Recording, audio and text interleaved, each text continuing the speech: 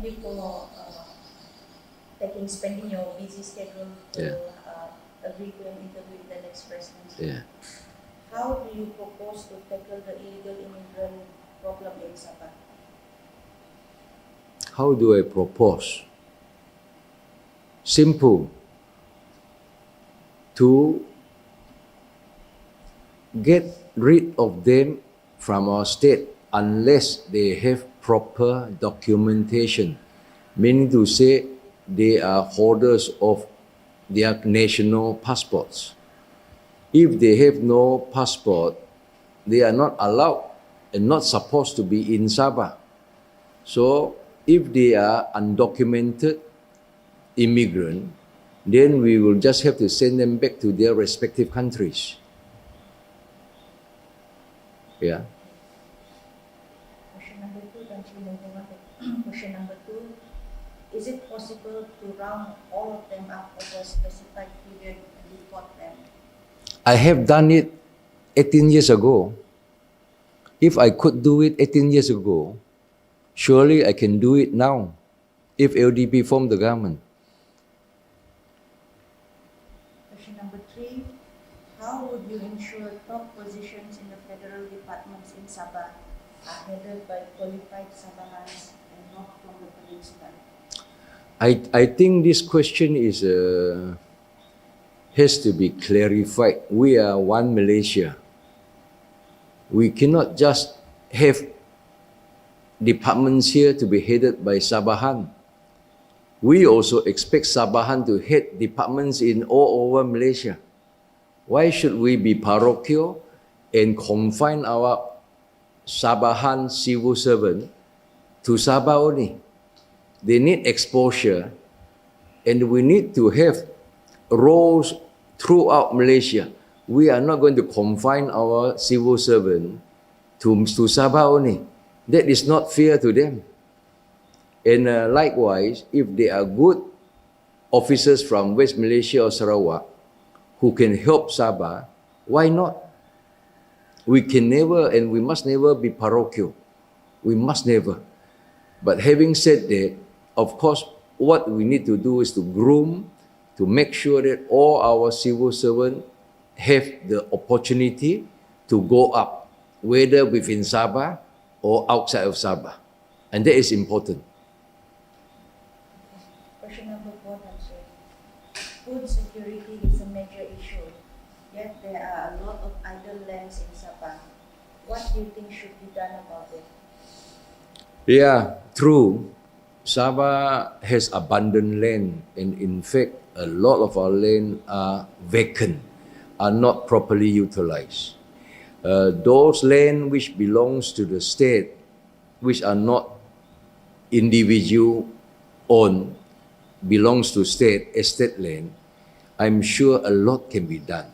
What we can do is to ensure there are proper investors, genuine investors, say for instance from Taiwan, from South Korea, from Japan, and even from China, those who are really good and with proven record, big company, in terms of producing, planting rice, say for instance, we should invite them to come and develop, help us develop for a win-win situation. I think this is important. We need to really focus on food technology, food production in Sabah, which is today is not there. We don't see it. So we need to be producer of basic food stuff, rice, other related agricultural crops which are edible.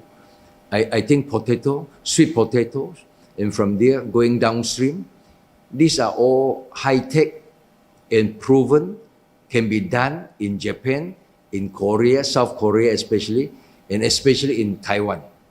So these are the countries that an LDP government will look into, and we will invite them to come over to help us increase our food production. Yeah.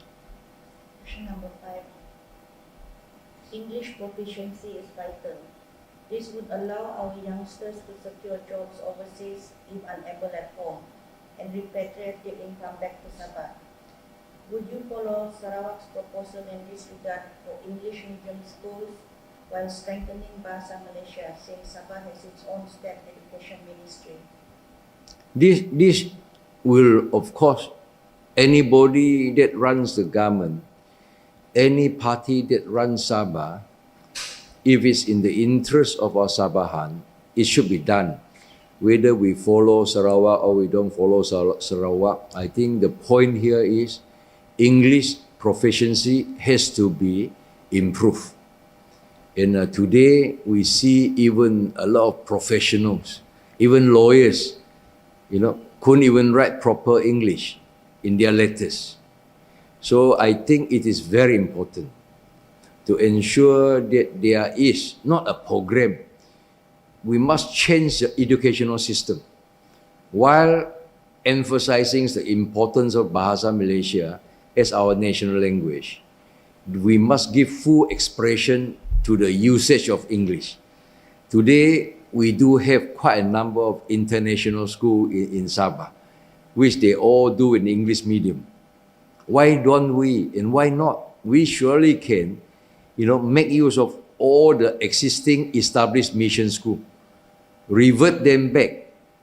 If they are with us, revert them back, give them the opportunity to decide whether they should use English medium as their medium of instruction. We have the basic mission school in Sabah. And that would be a good start, in fact. Provided all these mission schools, if they revert into English, Bahasa Malaysia has to be the core compulsory subject. And that has to be equally emphasized. Would you introduce a racial quota in filling state civil service jobs for sake of fairness and ethnicity, since Sabah has many ethnic groups? In fact, there has all along been that practice of giving fairness to all the major races in Sabah, especially the Kadasan Dusun, the Malay, and the Chinese. These are the three main racial groups. And in the past, in fact, there is this system of 60, 30, 30, 40. 30 Chinese, 30 Kadasan Dusun, 40 the Malays. Or rather 40 Kadasan Dusun, 30 Malay, 30 Chinese. Whatever, there has to be this fairness in distributing, job, especially in the government service. And it's not a question of reintroducing, it's a question of ensuring that it is put into practice. Because this has been dulu. Those years, many years ago, I remember, we have this system. But as we go along, there were these bureaucrats who were ratio obsessed, they becoming a bit biased. And now today, you see the imbalance. We will have to put it right, of course. Number 7, would your government focus on PR for Malaysians, as there are hundreds of cases of Peninsular Malaysians waiting for their PR?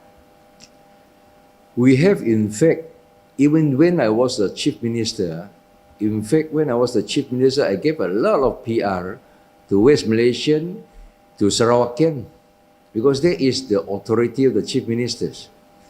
And if they have been here for years, a lot of West Malaysian, a lot of Sarawakian have been here contributing to the states for years. And their children are born here. What is wrong with giving them PR? If we can give PR to outsider, why not to our own Malaysian? Number 8, Tan Sri. Sabah's strategic position vis-à-vis China, Japan, and South Korea puts it at greater advantage for international shipping than Peninsular Malaysia.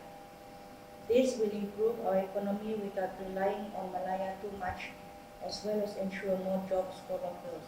Would this be a priority for your government? It will be. In fact, that was stated in my first press conference on the 3rd of September. We will go all out to ensure that we get genuine investors from North Asia, China, South Korea, Japan, Taiwan especially, to come here. In terms of shipping, in terms of connectivity, we will open Sabah to all. There is no problem. Number 9. Sabah is doing much better in tourism, but infrastructure-wise, we are not comparable to Sarawak the past 10 years. What would you do to ensure our fullest potentials are not wasted? I don't think that we are far behind Sarawak as far as tourism infrastructure is concerned. I think Sarawak is far behind us. In fact, Sarawak has been asking us to help them simply because of our geographic, logistic position, Sabah. You know, the only place Sarawak is close to is just next door, Kalimantan and Singapore. Whereas we are so near to all North Asian countries, you know, especially to China. But our problem is, for the last few years, we have turned our state from a premier destination to a budget destination, where only low budget airlines come to us, and that is very sad. So that has to be changed. And under LDP state government, we will ensure that Sabah will become, once again, the premier destination for tourism from all over the world. And we will bring in as many national airlines, top airlines to come back to Sabah, not low budget airlines that we are facing now today. Number 10. Sabah is the second biggest state in Malaysia and can accommodate 10 peninsula states in land area.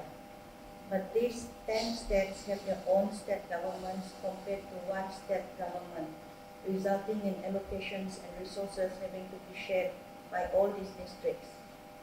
In the light of this, is it not better to administratively separate Sabah in terms of east, northwest, and south, as in Kalimantan, for better development efficiency? I don't think so. And I think it's a wrong comparison to use the West Malaysian states administratively to Sabah. These West Malaysian states are actually towns. They are not states, they are so small. And even in name, they have got their own state government. They cannot be compared with our Sabah state government. Cannot be. It's a wrong comparison, in fact. And there is actually no need to decentralize Sabah into 4 divisions like in Kalimantan. What we need is to have an effective state government with local government, making local government effective. We just have to ensure that all the local government in Sabah, in all the districts, are efficiently run, which they are not today. It is a matter of efficiency from top down to bottom. The state government has to be efficient. Likewise, all the district local government, all the local government in Sabah. Local government meaning in Tau is the local Tau Municipal Council. In Sanakan is the Sanakan Municipal Council. We just have to ensure that the Municipal Council in Sanakan, in Tau, in all these places are efficiently run. They have to be efficient. Otherwise, it's no point to divide into 4 or 5 regions. No point. The important thing is the local authority has to be tip-top and be able to function effectively and efficiently. I give you an example. Kiat District Council, they have to be efficient. So the state government, the state government through the state secretary has to make sure that the local ministry of local government, the ministers there has to monitor the work of the Kiat District Council, whether they are collecting efficiently house assessment, for example, whether the land and survey are collecting the quit rent efficiently, whether the Kiat District Council are running the district efficiently in terms of cleaning, whether the people are working. It's as simple as that. I mean, to create another administrative region That will be unnecessary cost, and then there will be a creation of new bureaucracy, another group of bureaucrats being paid unnecessarily. We have already got a structure, so there's no need to have this. And the unemployment rate in Sabah is one of the highest in the country. This was made worse with the COVID-19 pandemic. What steps will you take as Chief Minister to reduce it in the next 4 years? Let's pray very hard. And I believe it will go. But still we have to pray very hard that COVID will disappear very quickly. Obviously, COVID has caused untold pain, massive problem, not just in Sabah, but worldwide. But I believe by the end of the year, hopefully, it will go away. And once COVID is gone, I'm sure the whole world will come back to good order, including Sabah. What we need to do is to ensure that the state economy gets back to its foot. I think what we have to get is to get the right people to come in. The right people from within Sabah and outside Sabah. We have a lot of genuine, very well established Sabah businessmen, business group. They should be given the opportunity to lead in the economic redevelopment, of Sabah. Say we have quite a number of local listed company, the like of Hap Seng, the like of Tek Guan. So they should be, invited to take the lead role to turn Sabah back to what it should have been, a vibrant economy, which we are not today. While at the same time, we should also make use of our local entrepreneur, established entrepreneur, not only for themselves to develop, to invest further, but for them also to bring in, because they obviously have good connection overseas, to bring in foreign investors to Sabah. I know, for instance, Hap Seng has very established base in Hong Kong, in China, even in Japan, and they will have connection. So the state government will be making use of our own Sabahan entrepreneur, Sabahan established business people to help the state to bring in foreign investors. And I think that is what is important in the long run, to make sure that the state economy will be back to good order. Question number 12, actually. Why should the people vote for your party in this election? What would you say are the special qualities, or what does LDP have that rival parties cannot offer? We have 46 candidates. And 99% of these candidates have never stood in election before. And they have no political baggages. Unlike so many other parties, we don't have political baggages, and we have no history of jumping. LDP, our previous assemblymen, our previous MPs, when they were in service, when they were having their term as YB, they never jump, they never run away. And LDP has been a party for over 31 years in Sabah. For better or for worse, we have been a political party that has been serving the people. So this is what makes LDP different from other parties that appeared only during election. If Sabahan noticed the existing party, they appeared only during election. After election, they disappeared. And that including a lot of leaders supposedly running the parties today, the many political parties. Whereas LDP's leadership has always been there. We never run away. And now we have candidates who are new faces, and I have made sure that they are willing and they are offering themselves not for position, in fact. They are coming in to offer themselves to serve as new faces, as a new team. I think it is high time the people in Sabah look for new faces, look for new leadership. I think it's high time that we have to give these new faces the opportunity. And LDP is offering our candidates to the people in Sabah, so that if the people in Sabah have faith in us, wants to give us this opportunity, they will see how we perform. If we don't perform well within this next 5 years, the people of Sabah will definitely have to change us and can kick us out if we don't do good. Okay, number 13. Sabah having so many political parties is a very bad example for the new generation. Why is it not possible to have a minimum number of parties?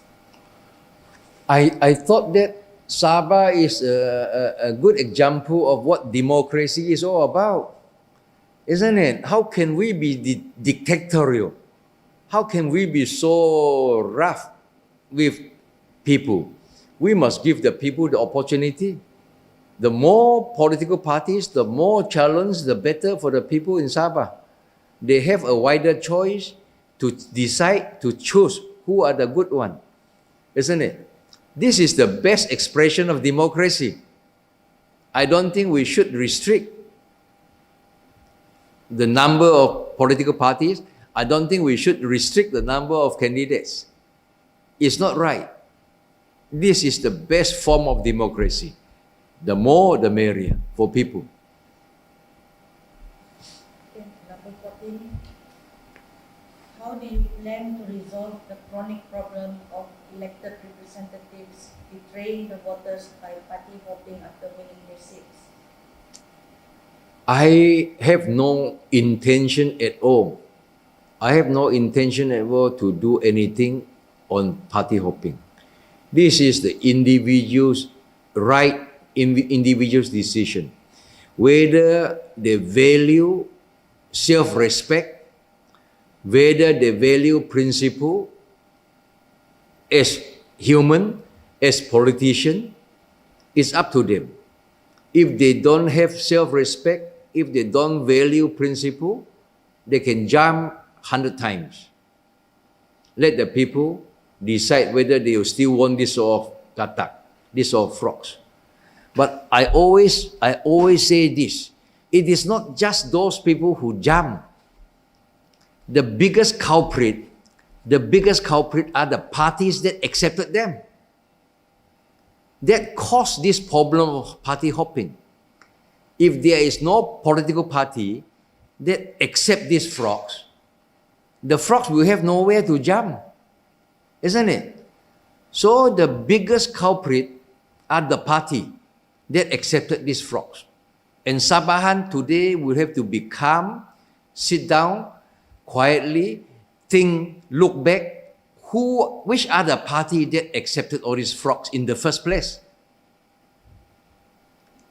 This is the problem that is causing all this instability. It's the greed for power, the greed for to have more YBs in their parties, to entrench their power, to ensure that their power remains. That's why they go and encourage and buy all these frogs to come in. But once you have frogs coming in, this party should know that since they have no principle, surely one day they will go out. And this is what happened recently, isn't it? It's the party that is the biggest culprit. But now they are thinking that they are NGOs. They all go and blame the frogs. It's the political party. Let us name the political party. Ask Sabahan to name the political party. Which are the political parties that accepted all these frogs in the first place? Isn't it? And that is important, and we have to tell the whole world. The media, we have to tell the whole world. It's not the frogs that are the culprit, are the naughty one. It's the party that accepted them. They are the one that is the most dangerous. And they are the one that are not principled. They are not the principal party, not the principal leaders in the party. They is simple. But why are we just stressing on frogs here, frogs there? Why are we not talking about party that's terima dia orang? Encourage them to jump. You see? I think your media has to be very clear on this and have to stress this. Look at Warisan. Warisan only got berapa menang? 21 kerusi saja, 2018. Sekiranya Warisan tidak terima, APCO yang berlompat, mana Warisan ada kerajaan Warisan today? Isn't it? And subsequently, once Warisan become government, they tambah pula, they accept lagi all the frogs from UMNO. Terima. Berapa UMNO punya frogs masuk Warisan, dia orang terima. They accept with pride. They don't complain. But the moment they leave, wow, they become NGO. They said that they are being betrayed. I mean, doesn't make sense, isn't it? You media should tell the world that politician party has to be honest with the public. Don't bluff the public. You are the one who took all the frogs. And now the frog jumps out, you cry. You shout that you are being betrayed. Tak masuk akal. Doesn't make sense, isn't it?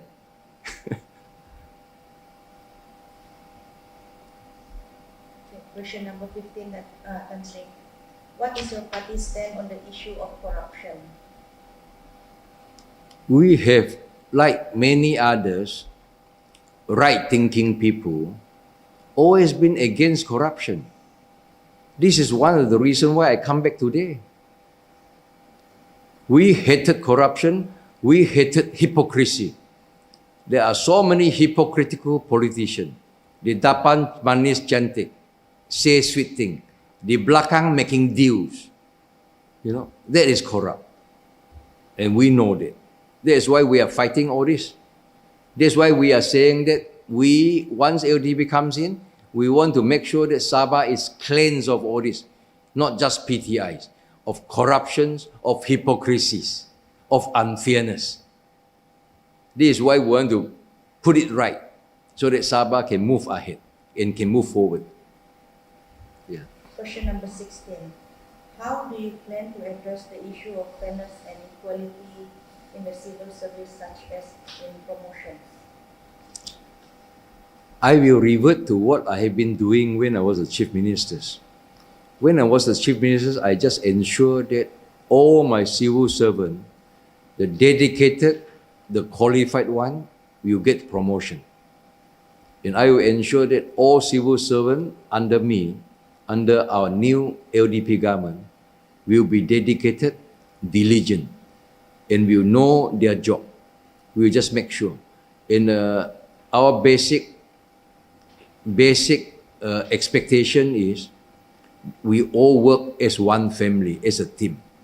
Whoever is good will get promoted. Whoever is no good will not only be there, but we will make sure that they will be phased out. We want a good, efficient civil service in the state, and that is very important. I did that way back when I was the Chief Minister. I have been fair to all races, regardless of their background. For as long as they are qualified, for as long as they are dedicated, they will get their due when promotion comes. Yeah. Moving on to 17. What assurance can you give to continue the fight for Sabah's rights and entitlements when the going gets tough without compromising the trust that voters had placed on you? Sabah rights, Sabah for Sabahan has been the cry of politicians, has been the cry of Sabahan for many years, and has been used by politicians for their own advantages, for their own agenda. You know, it has been here, this cry of slogan of Sabah rights, fighting for Sabah rights. You know, we have been hearing for many, many years, especially from politicians when they are out of the establishment, when they are out of the government. You see, when politicians are right inside the state government or the federal government, you never hear them fighting for Sabah rights. You only hear them fighting for Sabah rights when they are outside. It takes two to tango. You just cannot cry and fight and shout for Sabah rights. You will have to engage with the federal government. You will have to sit down with the government, federal government, between the state government and the federal government. We have to sit down rationally, unemotionally, and talk it out. What actually are our Sabah rights? What actually are our entitlements? Under the MA 63, Malaysia Agreement 63, or under the federal constitution.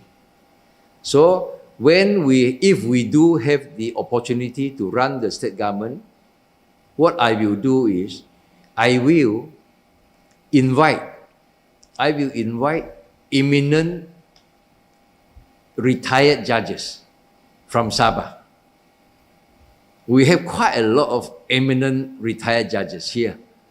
I will invite them to form a special team, and I will make sure that they will get to Kuala Lumpur and engage and discuss with Kuala Lumpur what actually our entitlement. Sit down with Kuala Lumpur instead of shouting in Sabah, instead of shouting against federal government. We have to be matured, and we have to sit down as two entity. One state government of Sabah, the other federal government of Malaysia. And then to talk about it, where is our entitlement? Why are we not getting it? This is the way to go.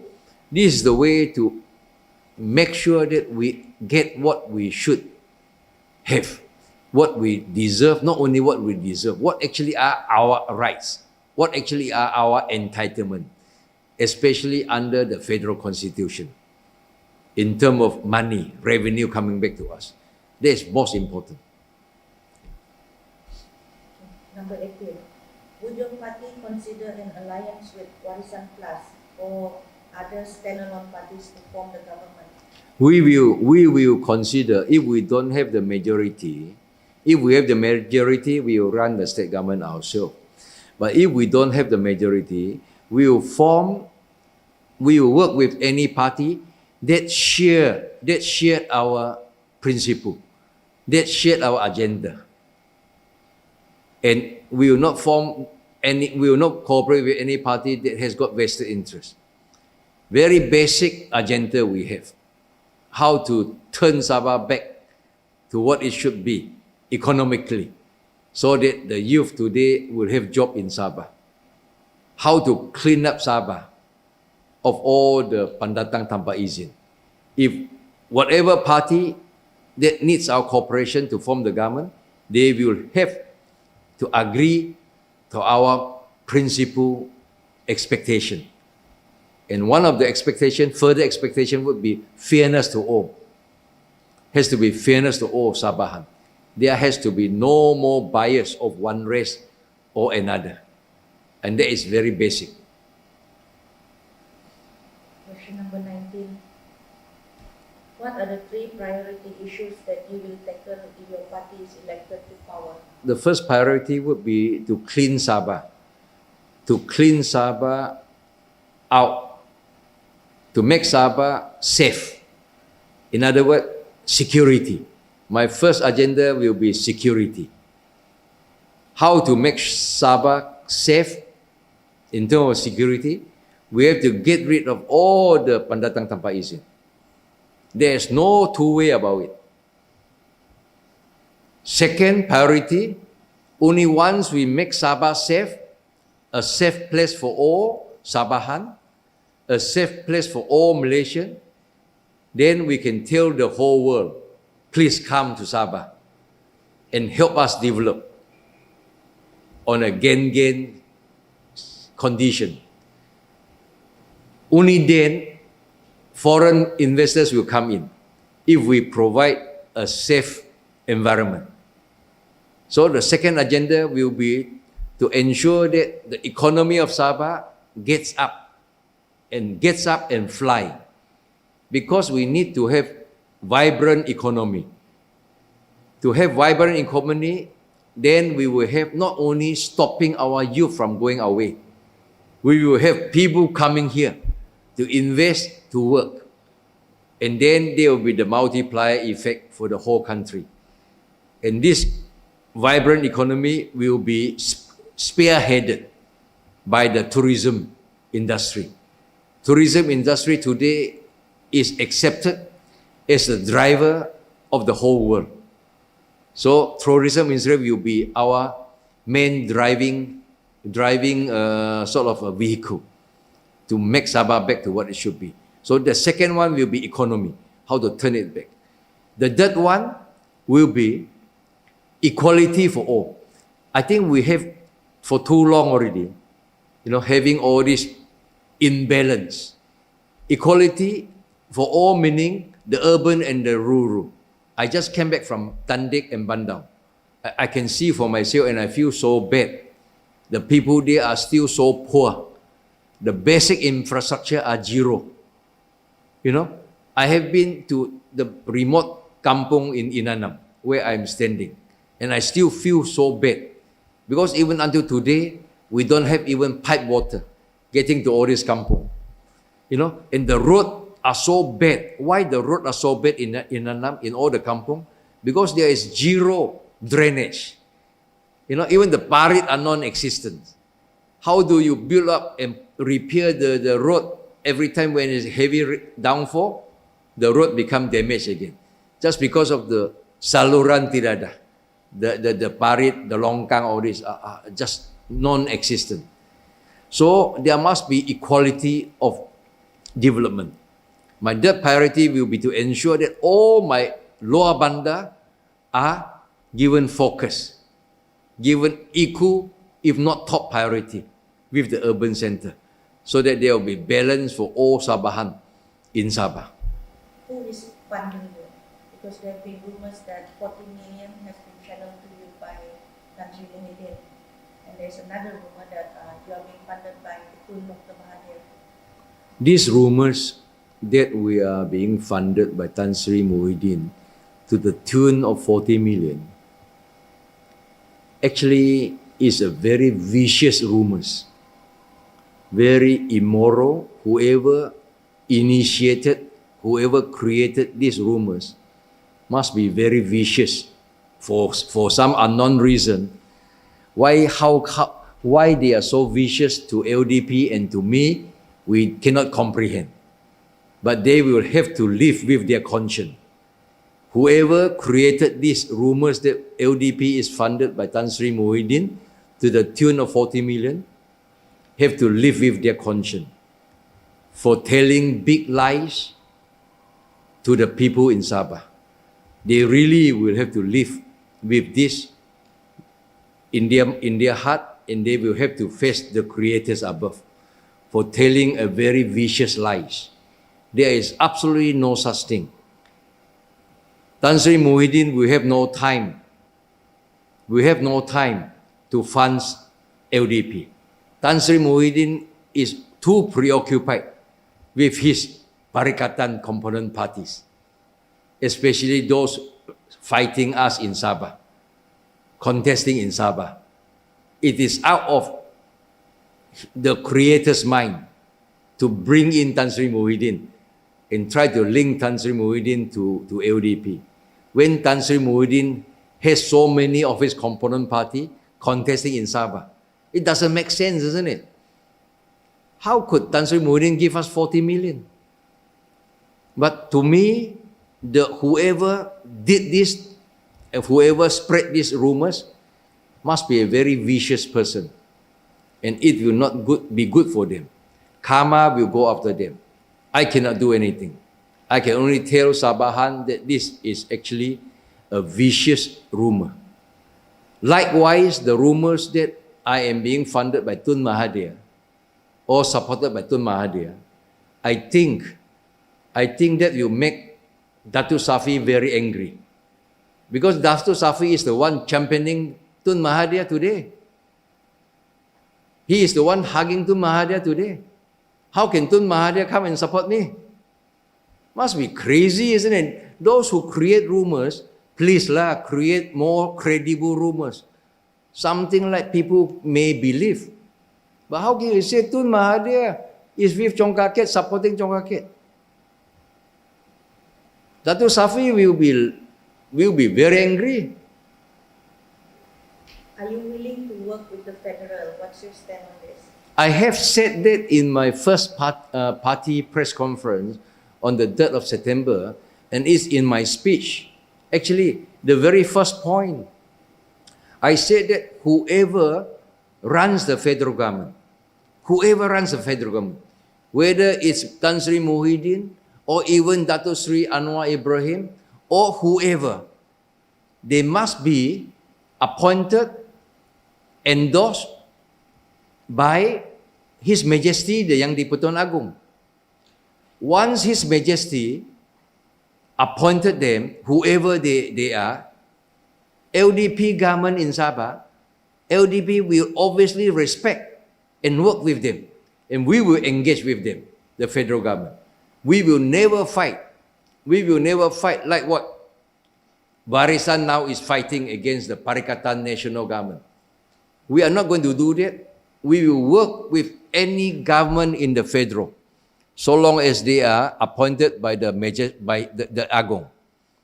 And we do that for what? Not for us. It's for the people of Sabah. We just want to make sure that the federal and the state work as one, so that we develop the whole country, including develop Sabah, well, without any animosity, without any obstacles. I remember way back in the mid-1980s, when PBS government, state government was fighting against the federal government. For almost 10 years, we got nothing. We got no development.